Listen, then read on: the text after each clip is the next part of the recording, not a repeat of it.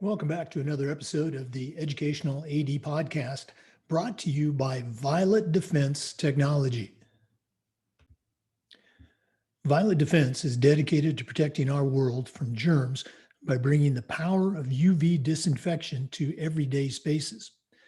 Their patented technology enables them to harness the power of the sun to incorporate ultraviolet light into products and environments like never before. Whether you're ready to implement existing products or you'd like to explore researching and developing a custom deployment of the technology for your school, Violet Defense has the solutions and the experience you need.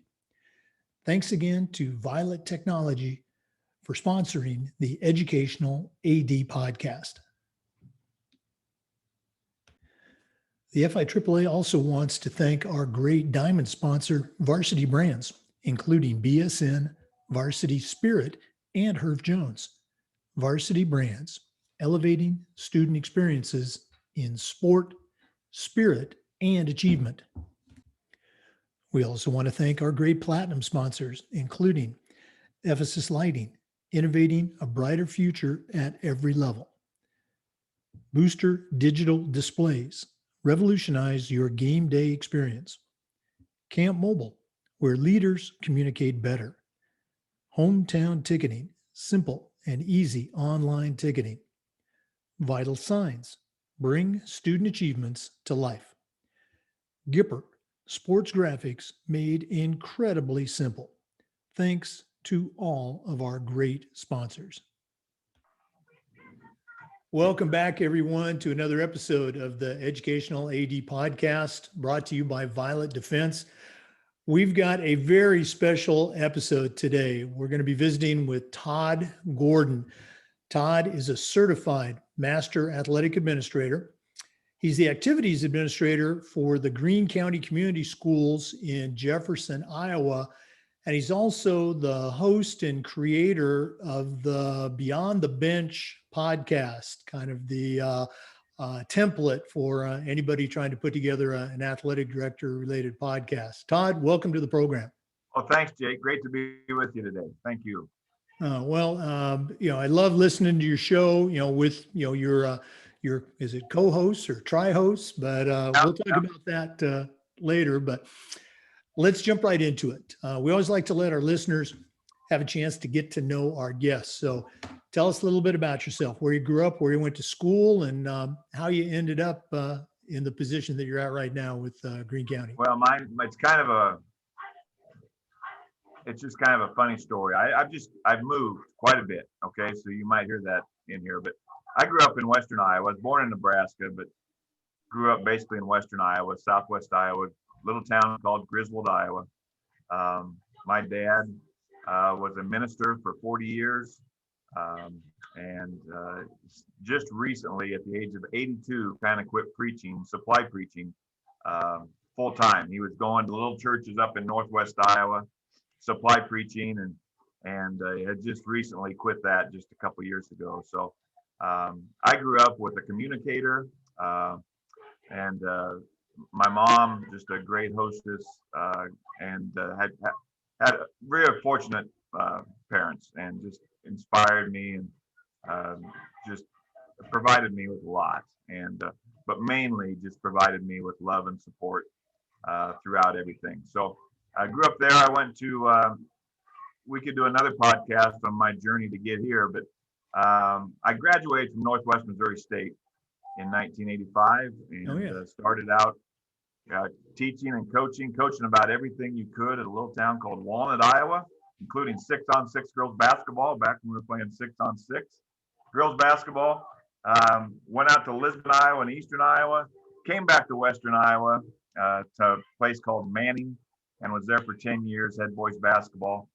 And then went for 2 years to a small Christian college, Nebraska Christian College in Norfolk, Nebraska, where I was born. And that was my first little stint as an athletic director, dean of students, men's basketball coach there. But felt my calling was back in high school. So I went back to Harlan Community High School in Western Iowa, and was the girls coach there.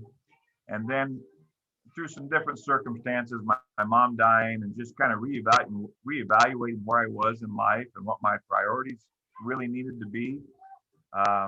It kind of sounds funny, but the coaching aspect, and then I jumped into administration, and I still did a little bit of coaching at a town called Trainer, Iowa, in Western Iowa, and but I was the athletic director there, and that was 16 years ago. It was my first stint as athletic director. I was there for seven great years, and two of our kids graduated from there. And then took my first full-time administrative role in Carlisle, just in the northeast or southeast corner of Des Moines, a 3/8 size school there in Iowa, and was there 3 years.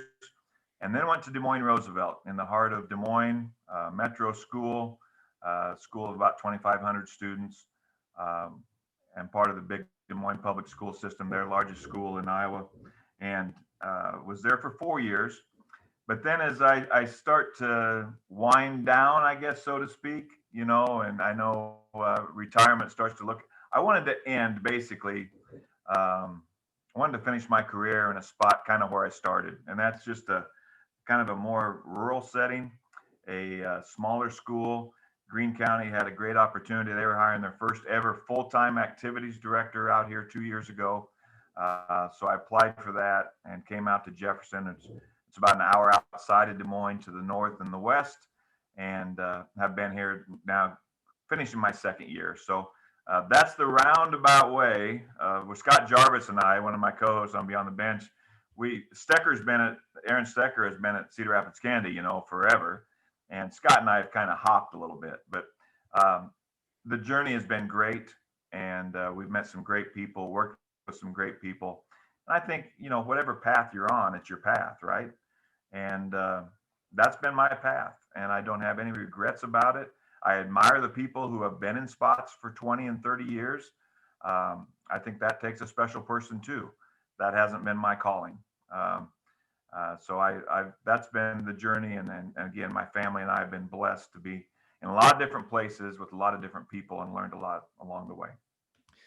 No, absolutely. I can relate to that so much. My career has been at multiple schools in multiple states, literally every corner of the United States plus Missouri and Arkansas for a while. So I appreciate what you said there. You got to find your path. It's got to be a good fit.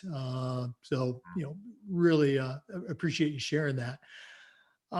Todd, we always ask our ADs about the mentors that they've had in their life, and our profession leadership is just so important.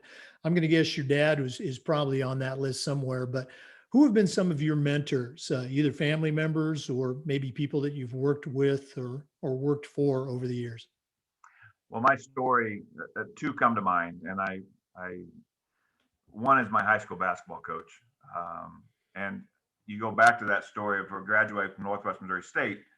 Well, 5 years before that, I dropped out of college after 6 weeks, and I was just kind of wandering, and I was standing in a doorway watching high school basketball camp the summer after I had dropped out. I was working a couple jobs, but really didn't know where I was going, what I was doing. And the man that I still call coach, just talked to him the other day for 30 minutes, and I still just call him coach. I can't call him by his first name. And he came up to me and he poked me in the chest and he said, "Go do something with your life." And he walked away.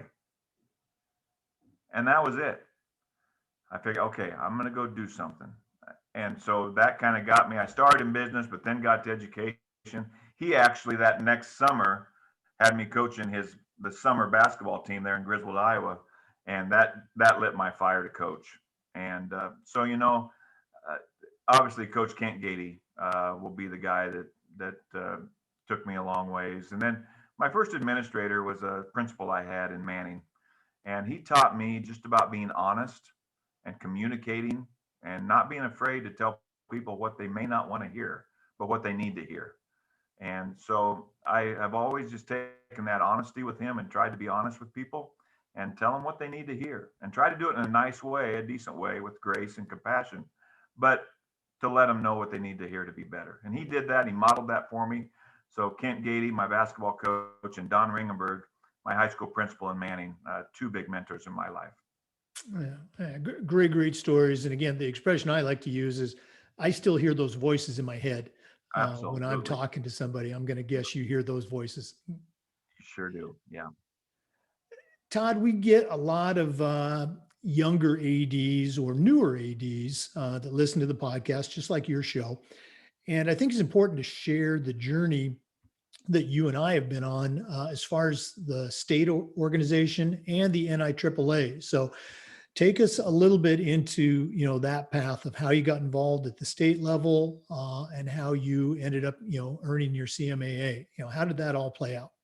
Right. And I think, again, that's so important to be connected. And those state organizations, no matter what state you're in, gives you an opportunity to be connected with ADs who are going through the same thing. The story might look a little different, the obstacle might look a little different, but we're going through the same things. So you have to have that connection. And so my journey into the Iowa High School Athletic Director Association started with just, hey, you want to run for office in the Southwest District, when I was in trainer.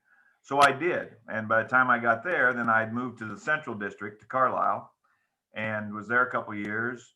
And then I was approached by Harley Schieffer, our executive director in Iowa, about running for second vice president and going through the chairs at the state level, because I'd served on the Central District.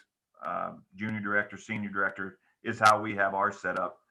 And so he said, why don't you run for second VP? So I did, because I was hooked.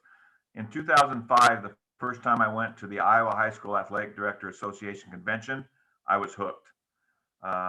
It was just such a great learning experience, and you really started to connect with ADs and develop friendships. And so I was very committed to going to that every year and just learning and growing and communicating and talking.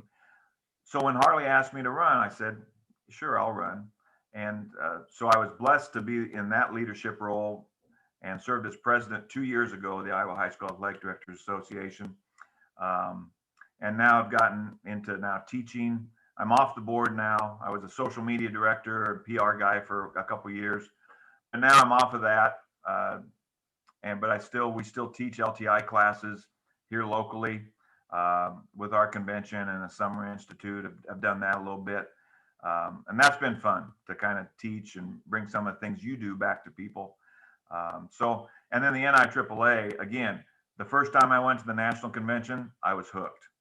And then when you talk to people like Phil Risen and you get to hear some of the leaders nationally speak and just admire some of the leadership you've been able to see there, that's just such a great organization. And it's kind of what motivates you and I to do what we do with these podcasts.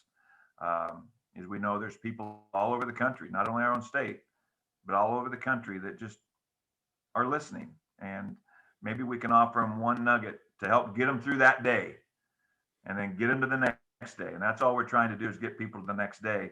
It's our avenue to do it.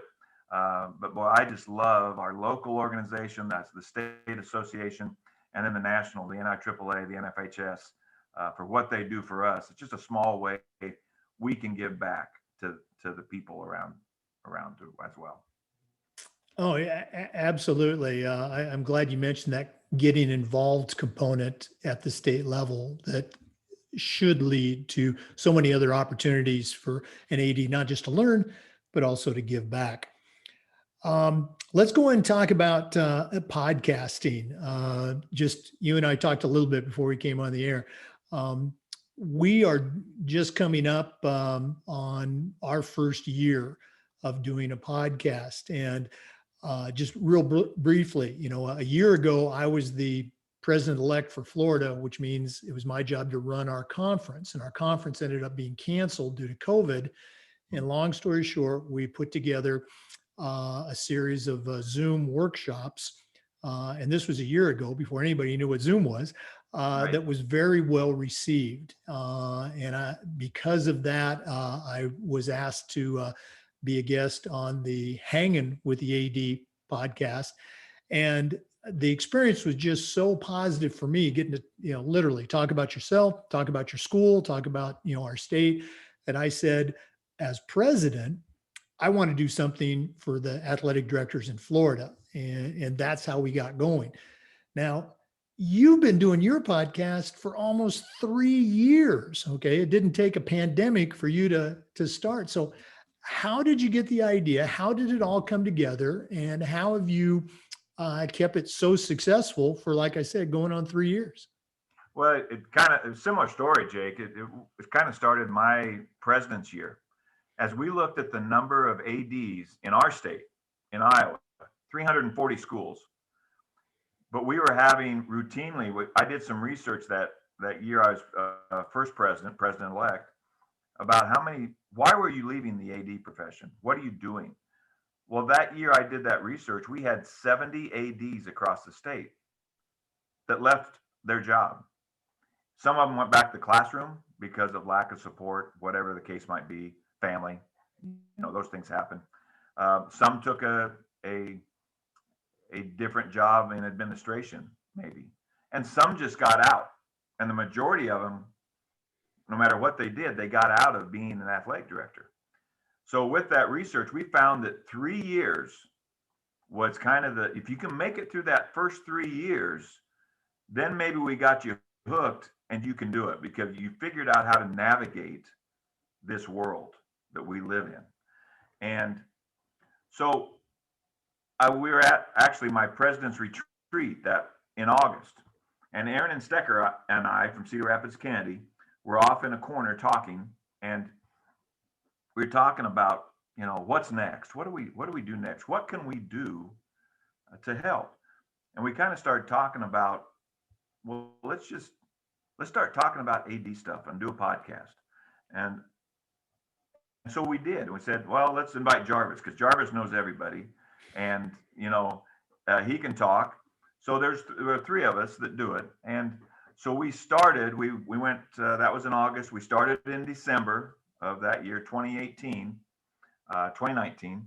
and it's just kind of grown from there. But our tagline is by ADs for ADs.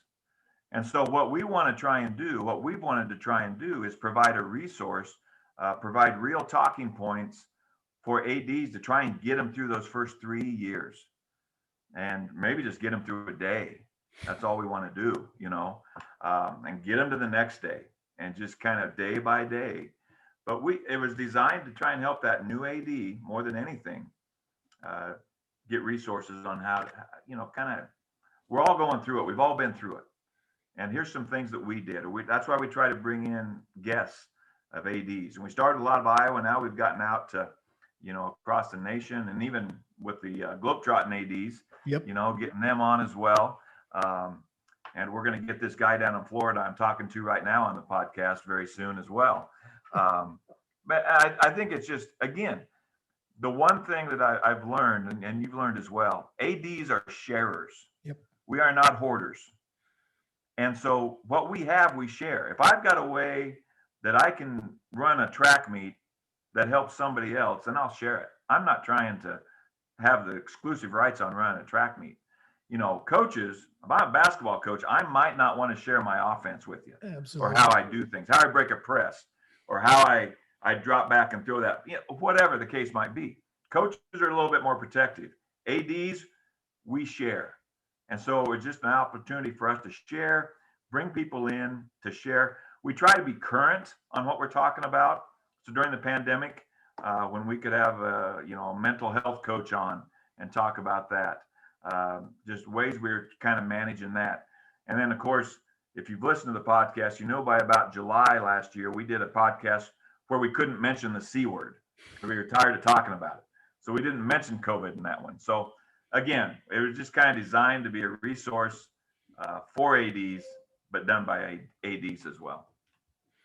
No, I love hearing the genesis story of that. And, you're absolutely right about ADs being sharers. We can't wait to share a great idea. Hey, I saw this at another school, or we tried this and it really worked out well. So absolutely. Very good stuff. For our listeners, we are visiting with Todd Gordon, Certified Master Athletic Administrator and the Activities Administrator at Greene County Community Schools in Jefferson, Iowa. We're going to take a quick break and let you hear about our new podcast sponsor, Violet Defense. The FIAAA and the Educational AD Podcast want to thank Violet Defense for sponsoring our podcast. Violet Defense is dedicated to protecting our world from germs by bringing the power of UV disinfection to everyday spaces. Their patented technology enables them to harness the power of the sun to incorporate ultraviolet light into products and environments like never before. Whether you're ready to implement existing products or you would like to explore researching and developing a custom deployment of the technology for your school, Violet Defense has the solutions and experience you need.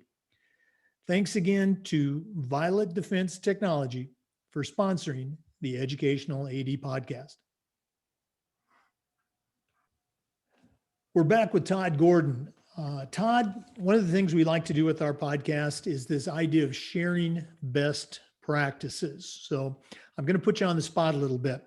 What's a couple of things that you guys do at your schools that, you know, when you look at with equal parts pride and humility, you know, you can say, boy, we do this better than anybody else? What are a couple of best practices you can share?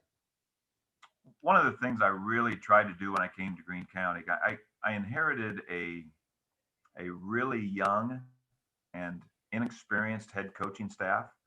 Now, sprinkled in there were a couple of veterans. When I say coaching staff, I'm talking about, you know, the activities as well, choir, band, speech. But boy, of those 19 head coaches that I have, boy, 15 are probably 4 years or less being a head coach, and you know, a couple new ones. So one of the things I really wanted to focus on was professional development. But how you do that when you've got community coaches who are working at the bank or wherever they're working, and you've got teachers, and we still aren't to the point where I can get them for a PD. So how do you do that?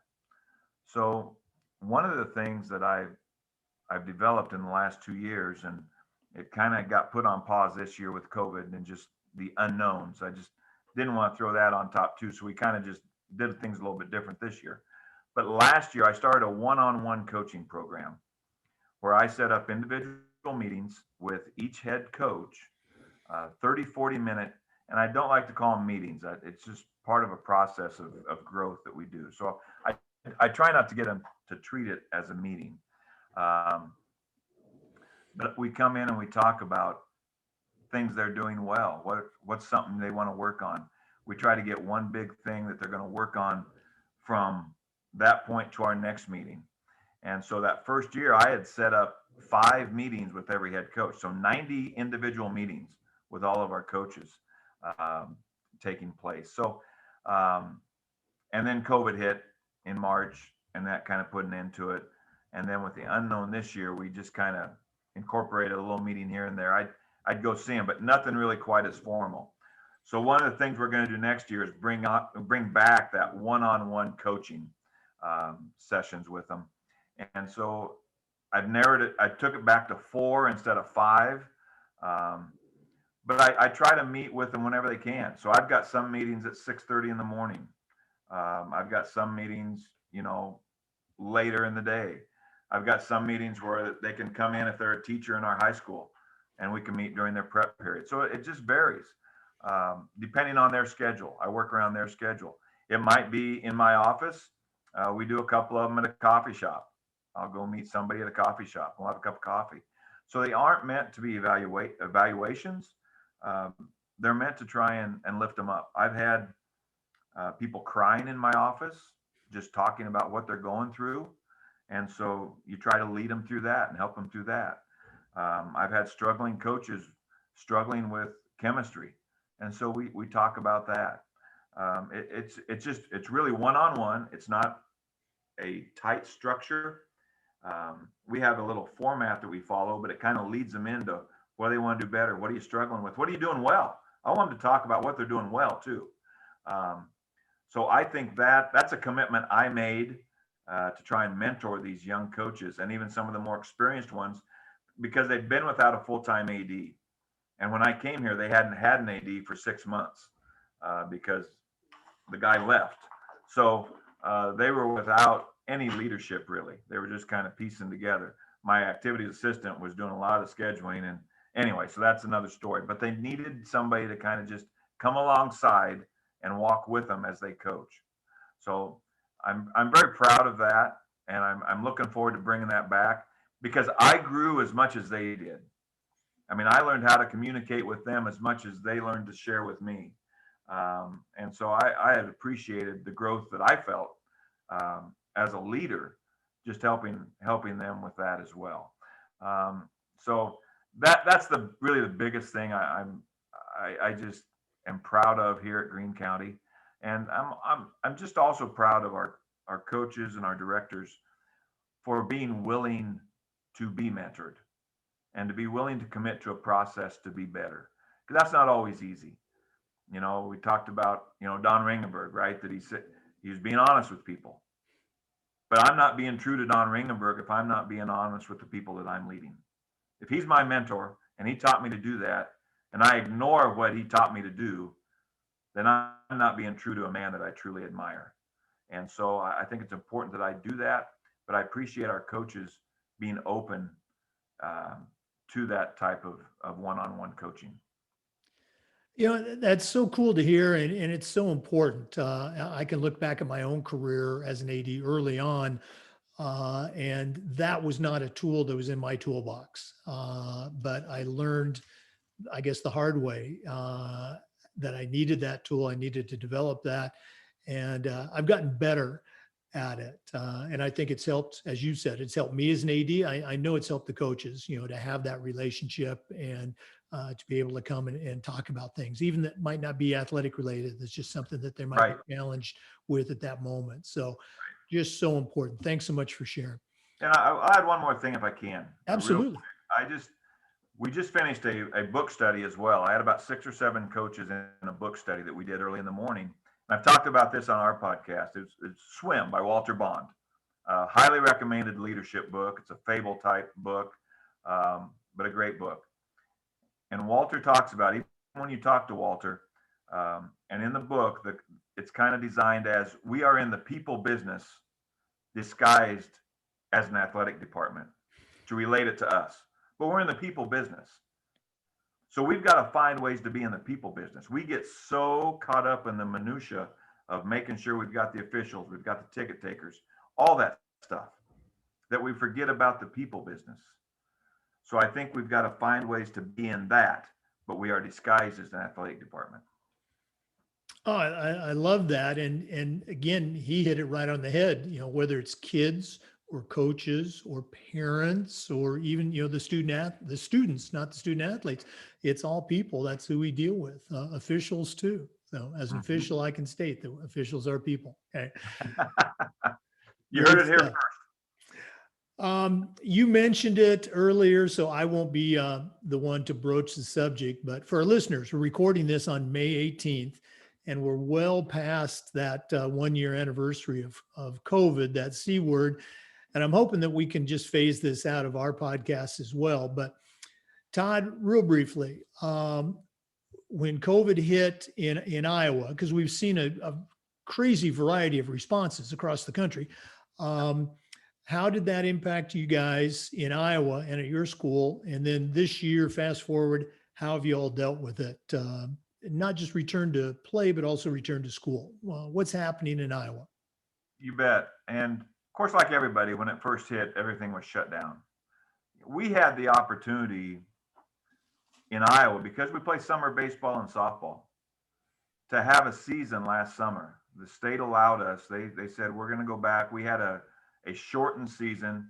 We started practice on June 1. We started games on June 15.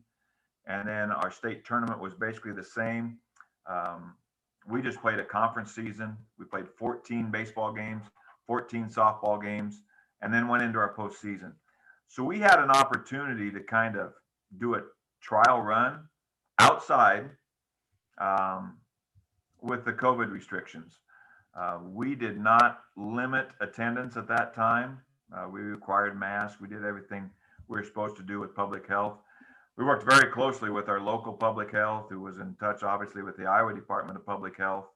But I had our county public health director on speed dial, and so we had an opportunity to kind of come back in the summer and play a little bit to get us ready for fall.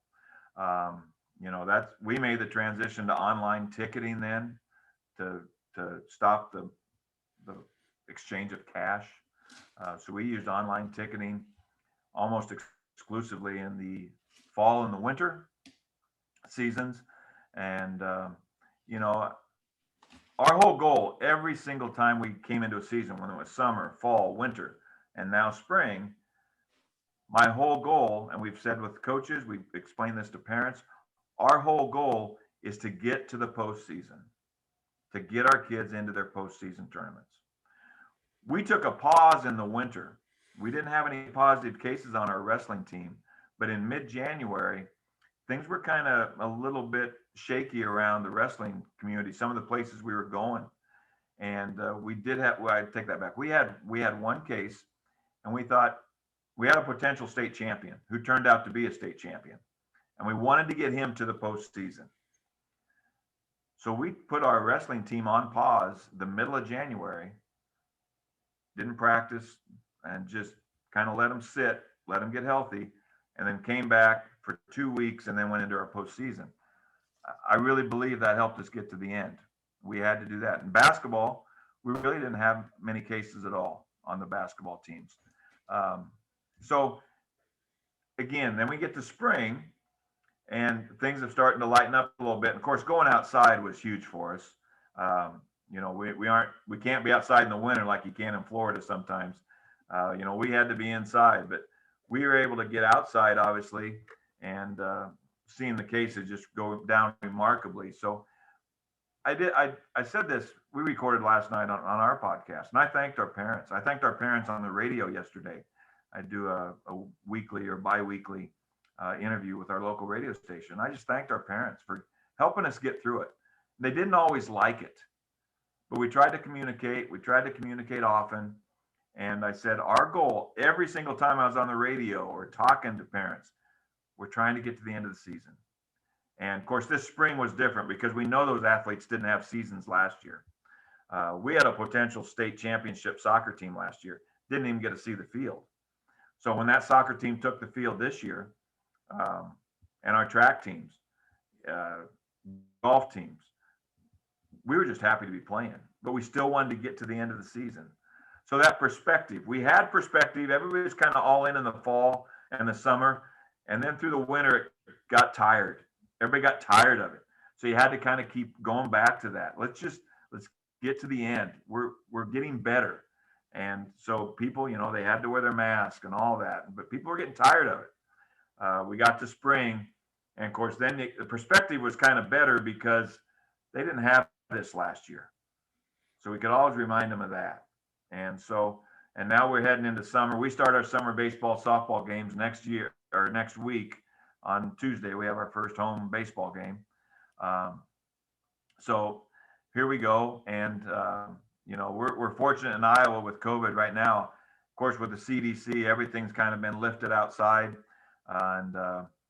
We just got word just a few minutes ago that our state track will now be open to everybody, open to the public. So we're excited about that everyone can go to Drake Stadium and watch the state track meet. So it's just been day by day. We just kind of took the approach of we will adapt and we will overcome and we'll do what we need to do. And we just kind of kept preaching that day after day, year after day after day, year after year, month after month. I guess it hasn't been year after year, thank goodness. But month after month, we just adjust, adapt, and overcome. That's all we tried to do. I love it. As you were telling that, I was just running back in my own mind the experience that we had at McClay last spring. We had a lacrosse team that we thought was a state champ, didn't get a play. And all through this year, it was, hey, let's get through the season, let's make it, and then winter sports, and then now to spring. So, and I love you threw in there, adapt, improvise, and overcome. One of my favorites. Okay? Yeah. Todd, this has been so cool to spend some time with you. I follow you on LinkedIn, on the NIAAA portal, on your podcast. Really enjoy seeing all your posts. And for other ADs, I encourage you to do the same. But we're not quite done. We always like to wrap up with what we call the athletic director's toolbox. We've already established that you are an experienced, successful, award-winning athletic director. But right now, I'm going to challenge you to send out a brand new AD on their very first job. But I'm only going to let you put 3 things in their toolbox. What 3 items are going to go in Todd Gordon's athletic director toolbox? Number 1, communicate early and often. You cannot communicate enough. If I look back to a young Todd Gordon, you didn't do that. You put off communicating when you just should communicate right away. Whether it's social media, whether it's going to talk to a coach, there's a problem, go talk right away. Don't put it off, because it's not going away. It's only going to continue to build and fester and grow. And usually it's never really as bad as what you think it is. Our mind is a funny thing. We start to think things are just going to be so terrible. Our mind we got to control our mind. We do that by going to communicate and getting things off our chest and talking through it. So communicate early, communicate often. Secondly, learn to prioritize. And don't be afraid to prioritize. I think sometimes we think that we're in this AD job and we got to be everything to everybody. Well, we forget that everybody includes our family, right? And it includes our friends. It includes our mental health, our spiritual health, our physical health.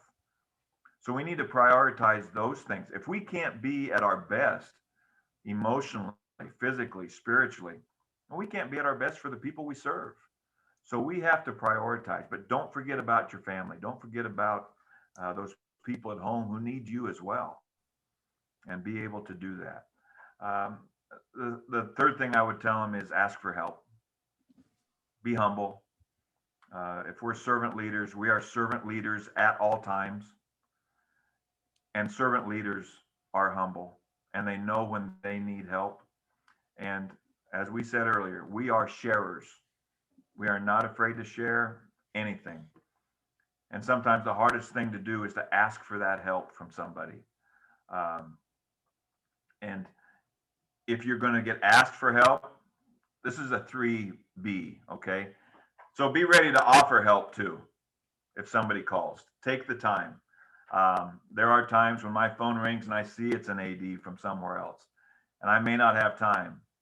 But if they're taking time and they need help, I need to take the time to visit with them for 15 or 20 minutes. So 3B would be share the help as well. That's okay. Great ideas. I love the part about, taking care of, or prioritizing your family, and also taking care of yourself. And then, at the same time, giving back to others when help is needed. Great stuff. Todd, if one of our listeners wanted to reach out and pick your brain a little bit, what's the best way that they can get a hold of you? Well, I'll give them 2 things. I'll give them an email, and I will give them a phone number. Available on both. Todd A. Gordon at gmail.com. 2 Ds. Todd A. Gordon at gmail.com. And my phone number, I'm a 712. I live in the 515, but I have a 712 number. That's Western Iowa. 712-579-6015. That phone is open to everybody and anybody who ever needs anything. Be happy to help any way that I can. Todd Gordon, Greene County Community Schools and Beyond the Bench podcast. Make sure you follow him if you are not already doing so. A great resource. Thanks so much for being on the podcast. Thank you, Jake. Great time. Appreciate it. For our listeners, remember the Zoom recordings of these interviews are being uploaded to the FIAAA Educational AD Podcast YouTube channel. We appreciate you listening. Come back again next time for another episode of the Educational AD.